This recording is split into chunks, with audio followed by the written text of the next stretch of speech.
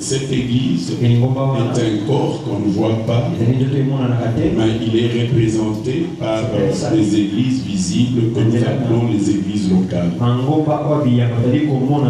C'est ainsi que quand Jésus parlait, je bâtirai mon église, il voyait en fait l'église globalement du début à la fin. Il voyait cette église comme un corps spirituel. Parce que quand vous lisez dans la parole de Dieu, dans le livre de Colossiens au chapitre 3, la Bible dit nous sommes assis dans le lieu céleste. C'est-à-dire en fait, même étant sur la terre spirituellement, l'Église est assise dans les lieux célestes. L'Église véritable est invisible.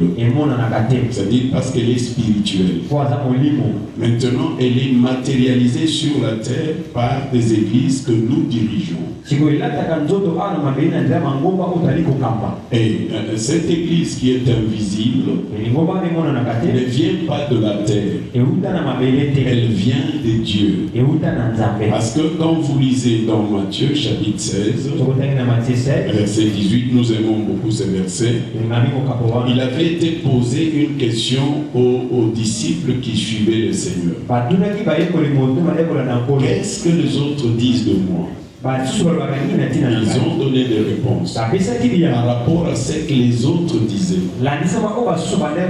Maintenant, la deuxième question était qu'est-ce que vous dites de moi? Et en ce moment-là, l'un d'eux, Pierre, a dit tu es le Christ, les Messies de Dieu. En fait, en ce moment-là, il y a une parole puissante qui est sortie de la bouche de notre Seigneur, qui a dit ceci: ce n'est pas la chair et le sang, mais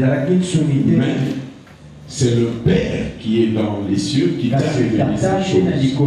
C'est-à-dire le point de départ, Jésus-Christ partira de la révélation. Par la révélation de la doctrine de l'évangile ou de la prophétie. Donc Jésus-Christ partira de la révélation de ce qu'il était lui. L'Église a comme point de départ le Seigneur lui-même.